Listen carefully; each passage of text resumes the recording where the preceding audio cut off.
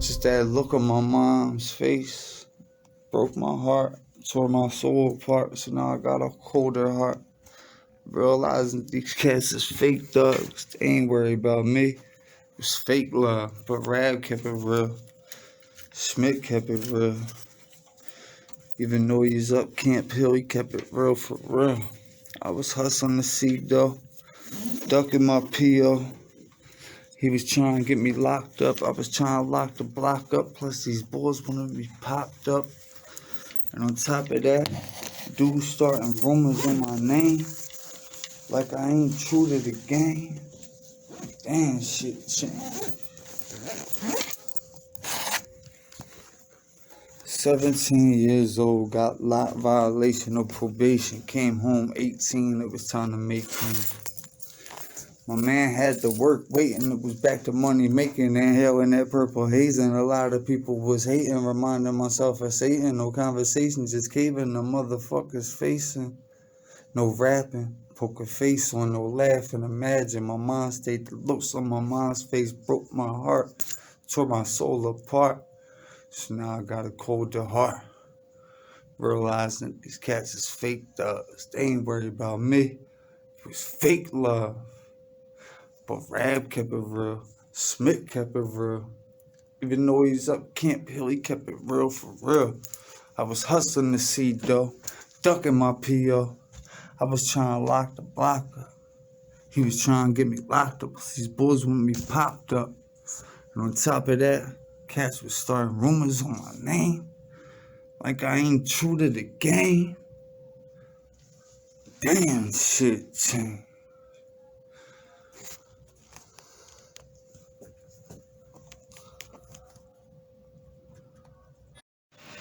Alright, back from that commercial break, and alright,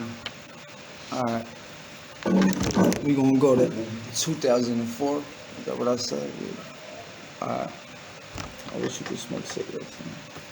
So in 2004, it kind of started off crazy because right before the New Year started, I got released from St. Gabriel's Hall. At this time, I now had my high school diploma, and so I didn't walk with, I walked with De La Salle, but I didn't walk until January, and I got released in the beginning of November. So that's how it started off with my graduation. First off, I want to say I came home in that bid, and it was business as usual.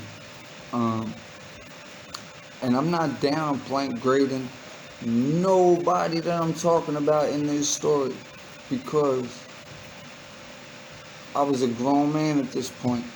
I take full responsibility for everything I did, and I'll tell you about 2004. So when I came home from St. Gabe's, so now I ain't got to go to school no more. 18, I just turned 18, but really my mentality is that of probably a 16, 15-year-old, as far as me never going to high school, as far as things of me being locked up for them 9 to 12 months when I was 17 years old. So 2004, when I came home from the bid, it was, like I said, it was business as usual. When I got booked, I didn't know that I was going to get booked in 2003 for the St. Gabe's. So I wound up leaving some work behind. So, you know, when I got situated and got settled in and all that, first thing that I did was told Pops, like, yo, John is in the John with the John. Over there in the John, yeah. Get that to the ball with the, yeah, and yeah. The June, yeah, right, exactly. And that's how the conversation went. 'Cause, it's jail phones, and they listen. Even in St. Gabe's, I don't know if they were listening, but I might have even been still in the youth study center when I told them this. Um, so he proceeded to do that. So when I got hit with the 9 to 12 months, that's a whole nother storyline. He took care of that work. So I come home to a couple of hours. Bang, pops. Gives me that, plus matches, something like 1,500, something like that. Get to work. If I get to work, what am I talking about? My mind was thinking, alright, I just came home. At this time it was more loyalty, in 2004. So when you just came home, your homies that you was working with before, like, they were blessing. So I'm getting blessed by, my man, I don't want to say no names on here, but they know who they are. I came home, my man blessed me. So I'm doing that. And I'm moving to white, I'm moving to green, but I'm still playing the bar scene. See what I'm saying? And I'm playing that scene, and just for me to be able to stand that whole scene, I had to be perked up. And mind you, when I was in St. Gabe, I would be on home passes, I'd be popping perks, I'd be bringing perks back into St. Gabe. Like, I remember, like, being on the youth block and, like, telling people, and people be so young and shit that they didn't even want to mess with them Jones. So, and I'm glad I didn't, because, they could have been death for one of them, for real. So, I'm all into that already at this age. And I don't even know that I'm addicted to these Jones. I don't know that these mood swings I'm having them because, the lack of the opiate. It's not mentally there that, like, I have a habit and this is what it is. And at that time, it wasn't heavy in rap.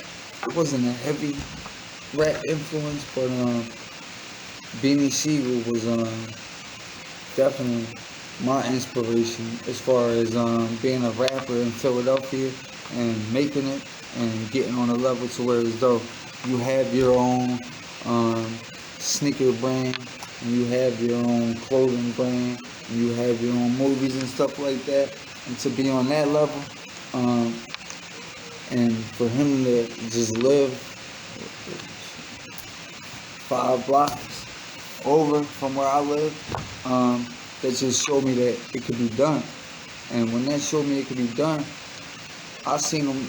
When you go through our neighborhood, you see the expressway. You gotta go to the expressway. You gotta go through our neighborhood. So we'll see Beans coming through in the Bentley. You know what I mean? The blue John at first, the one that's on Jay-Z's Hard Knock Life Volume 2 cover. Jay-Z gave him that, and he took the payments over on that. So that's what happened with that. So Beans is whipping that down Tassel Street, and he'll stop. Matt, what up? You already know. You know what I mean?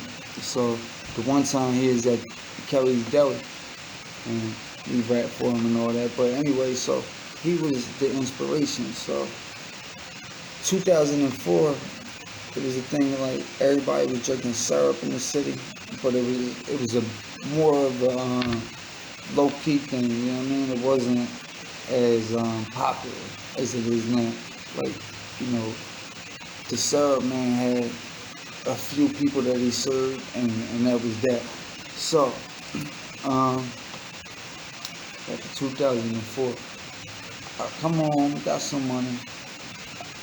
I decided I'm gonna go into business with some marijuana and some cocaine. Alright. The statute of limitations been out this almost 20 years ago. So, something happens, I don't even know. And I'm running wild, and I'm just barely, holding on. I'm smoking weed all day. I'm getting on, and I got my little, on the side bread and all that. But I'm not eating it. You feel me? Like I'm getting somewhere. Don't get it wrong, cause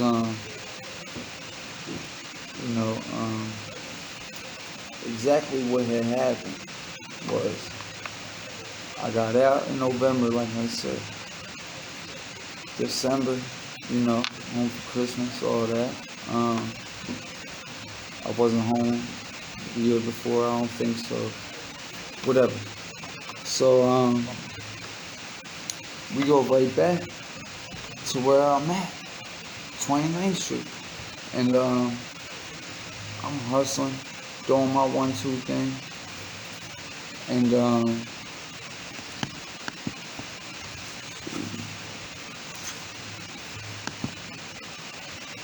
doing my 1-2 thing, and all of a sudden, out of nowhere, like, this shit started being real. It's where as though I had to take a commercial break. It's the Learn as You Grow podcast. M-I-Corleone. Like that. What's going on, good people? You want to be a guest on the Learn as You Grow podcast? You got a story that you want to tell to the kids out there? Like I said, this podcast is for the kids that don't have no voice, the kids that grew up in the opiate pandemic and the crack pandemic, and they didn't have no parents, they didn't have no guidance. So it don't matter if you're a nurse, if you're a barber, if you're a rapper, if you're a singer, it don't matter what you are. We just need you to come on and tell your path on how you did it, because these kids are going through some stuff and they don't know who to go to for advice. They don't want to ask nobody for advice because they're embarrassed. They don't want to get laughed at. The last people they came to for advice might have clowned them out the room, might have used it against them on social media. Who knows? These kids are going through a lot.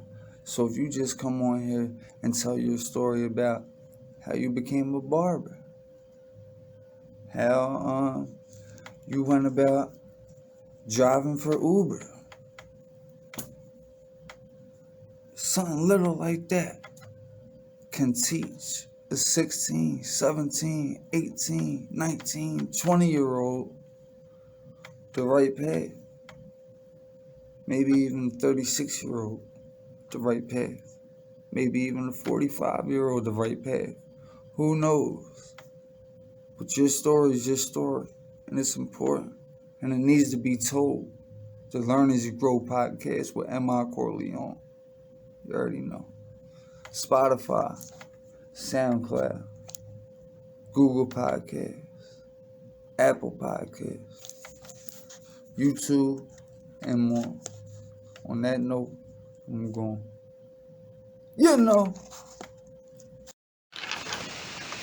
Look, to get your business on the Learn as You Grow podcast, the Spam for Spam podcast, www.beatsbythekilo.com, at beatsbythekilo.com on Instagram, Twitter, Facebook, LinkedIn, what else we got? YouTube, what else we got? We got all types of pages all over. But you get the point. We'll advertise you anywhere you want into this, and even other places, as far as if you want to get on YouTube and you need somebody to make you a commercial, who better than CLC Advertising?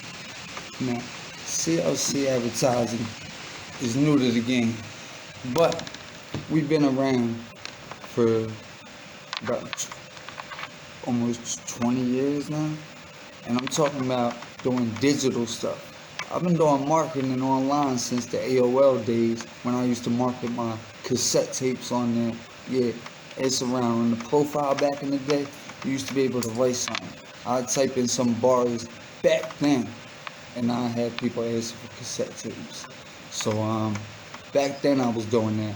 And when I came home from doing my little stint that I was just talking about 15 years ago, I jumped right on the MySpace, and anybody knows that my Real Rap Entertainment channel at that time with my music on it, that had so many subscribers and so many views because what I was doing, I was the first person to get other people's tracks. I was the first person with Beanie Siegel's Jay-Z discs back in 2008, 2009. And when I posted that, I put my album cover on there and my MySpace. So whoever's listening to the Beans joint, they're gonna be like, oh, this the white boy from Philly? Like, who is he? Like, let me check him out. So then they check it out. So then my views got crazy. But at the end of the day, you know what happened? MySpace folded. I had all my friends on MySpace. No contacts nowhere else. No email addresses, no phone numbers. I just had contacts on MySpace. And it folded. It turned to Facebook, turned to Instagram, turned to Twitter, turned to all these other spots, and left everybody stranded trying to get new fans. So then you had to put new content out. And at that time, you know, I was so distraught because I had everything in the box, you know, and to start all over was just a hurt piece. So with you can get it on YouTube, you can get it on whatever, SoundCloud, but will that stay up forever? You don't know. But if you put your music on beatsbythekilo.com, I promise you, it'll stay up there. Now, beatsbythekilo.com isn't, some people thought my name was Kilo, like Beats by the Kilo Productions.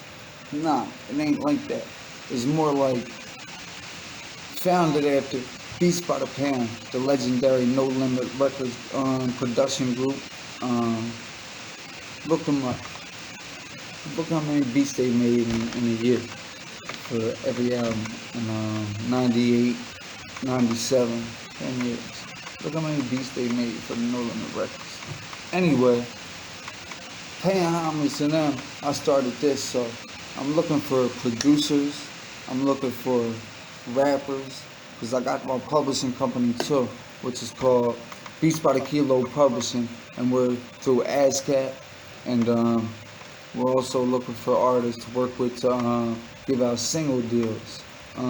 Single deals are a thing that I haven't seen too much of these days, but I plan to bring them back. And what a single deal is I take an artist who might have a slight little buzz, a little something, you know what I mean? Like maybe 2,000 followers or something, but I might have interest in what he's doing. So therefore, what do? I come in, I first of all bless his pockets with a little something, and for one song, one single, this is it. This is for one song. Now I'm gonna pay for him to get the video shot, and I'm gonna pay for him to record the song, get it mixed, mastered. I'm gonna pay for the beat, everything. So it's 100% ours. And when I say ours, I mean that it's literally ours. Like, I'm not trying to jerk you for your publishing or none of that. What I'm going to do is I'm going to help you set up your own publishing, because a lot of people don't know how to do that.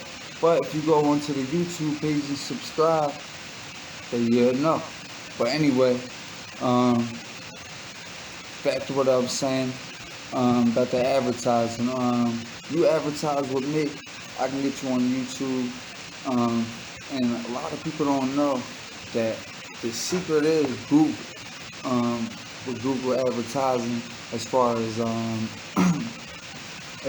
advertising, because with Google, alright, say somebody types in plumber in St. Louis, right? Now, you can have that with your business to type in to where as though it's in one little spot, in one little area code, and it'll be, say you just want older people, you don't want to mess with young people, they're sloppy and, they just bring problems. So you just want ages 35 and up. You can actually send your commercial out to them, your advertisement out to them when they look it up, and it just goes straight to them, and you don't have to deal with nobody else, and you only have to pay if they click, and you can do it for as little as $2 a day. You can't beat that. For as little as $2 a day, and you don't have to pay if they don't click. So that's an impression right there. What an impression is, if people don't know, an impression is they seen Beats by the Kilo. They didn't click on it, but they seen it. They scrolled past it, but it's in their head now. That's an impression. They seen it. So next time it's going to be familiar to them, and they might double back next time. And that's what it's all about as far as promotion goes, is your name and your brand being seen. Because, like I tell rappers all the time, what's going to make you different? Being a rapper is like going down there, being a cereal box with an aisle full of about 10 million cereal boxes. Why are they going to pick your cereal box? Only way I can figure it is because your cereal boxes are outshining. You're putting out more content. So as far as advertising goes, you just want to get your business in as many places as you can. You want to get, if you do music, you want to get your songs in as many places as you can. If you do plumbing, you want to get your plumbing pictures of before and after or whatever.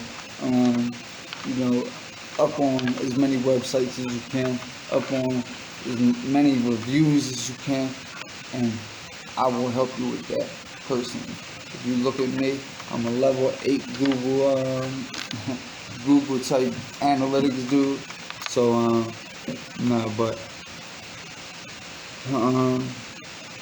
advertising can bring your business up to 65% more clientele than you had last year, this year.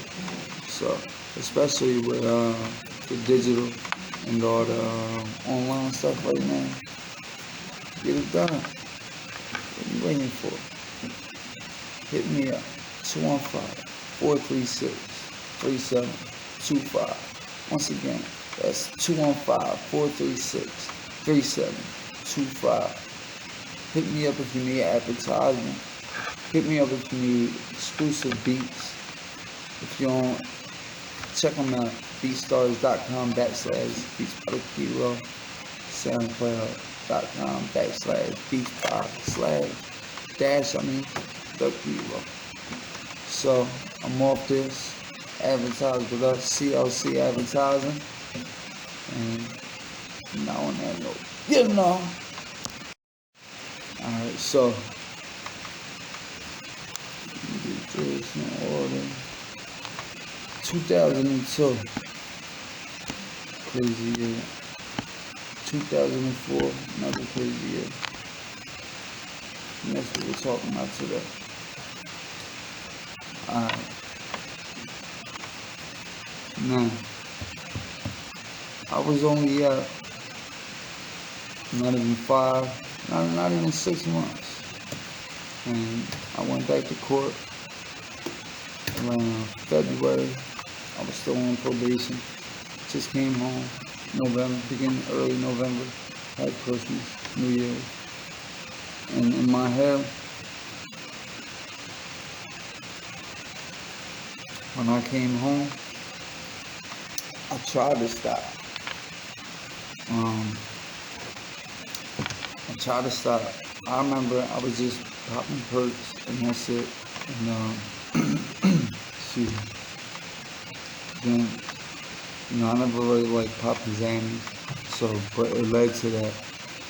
And not too much though, because I just once in a while, maybe once a month or something like that. But it led me back to my drug of choice, which was marijuana. And that mixed with the opiates was my drug of choice. The opiates and then the marijuana to kicking in. Forget about it. So I think I lasted probably like the middle of November of 2003. Started smoked like twice. I'm thinking, try to beat the little month. Smoked for a couple of days. I see my PO on this day, but as soon as I smoked, it was off to the races. I'm smoking every day. It's a rap, full blown rap. Now, I'm 18, going on 19, on juvenile probation. Just came home from the juvenile bed. January comes, my graduation comes. I'm mangled. I take, because my people broke me off something for graduation. I'm walking with De La Salle. Now, De La Salle is a school in the city that's, known for, kids with behavior problems. Now, we're walking with them because they're connected. But I'm a part of the kids that had more behavioral problems than the kids that De La Salle, like to the point where send them away somewhere, like they need to get out of here, they need to take a break. So I remember taking an 80 milligram oxycontin, and I remember my man Jesse and my man Kurt, no pun intended, was in there. And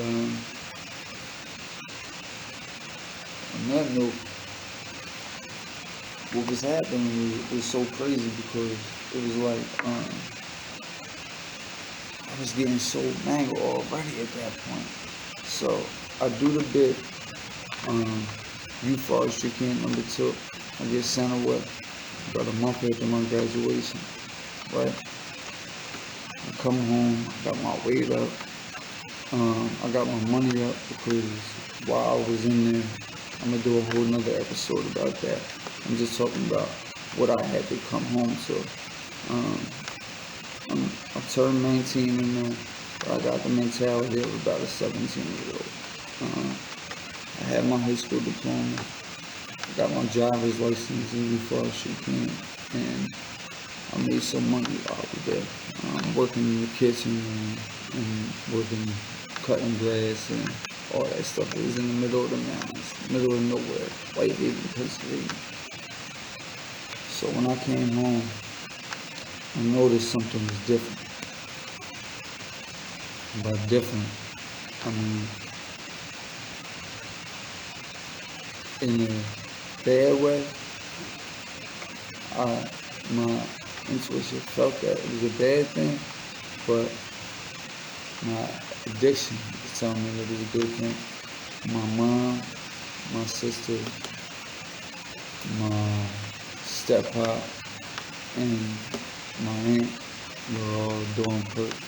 And they had the house on 28th and Tasker that, my step-pop's house, and they wound up selling that, moving that to Jersey.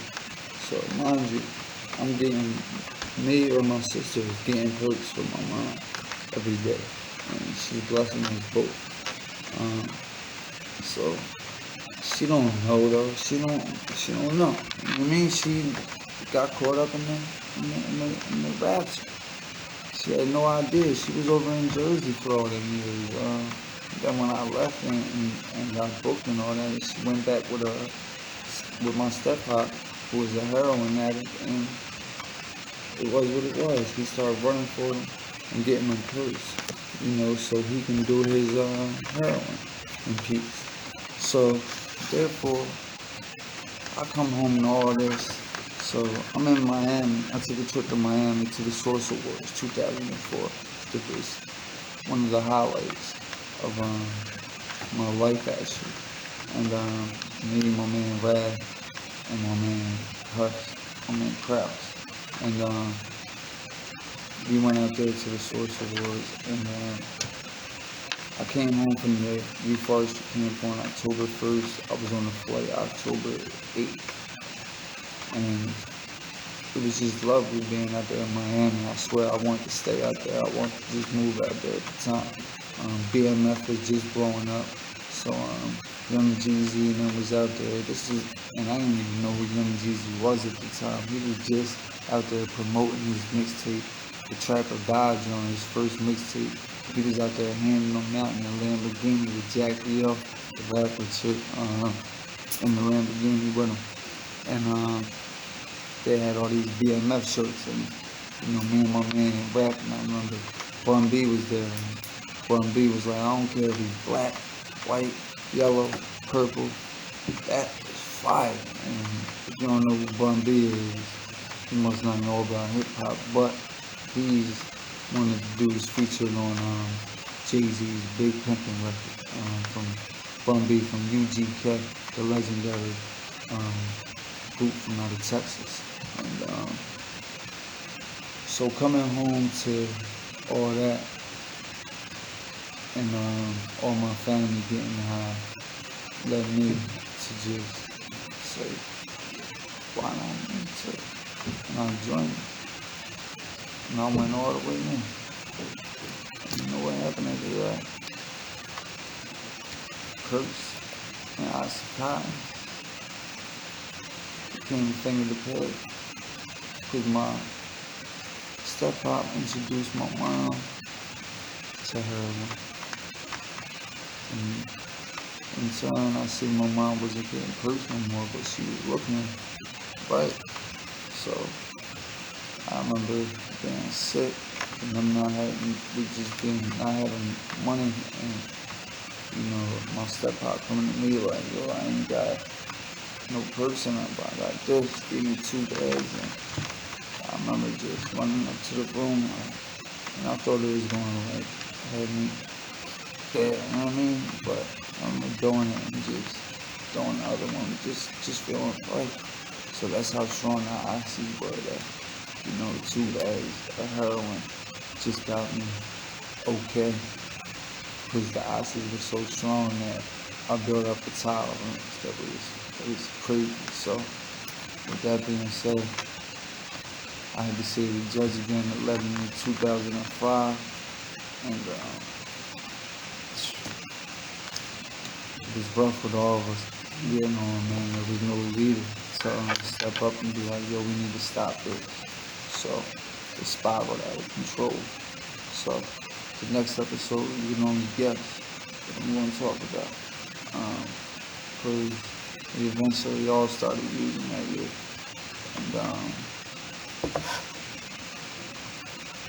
And next episode, I'll let you know.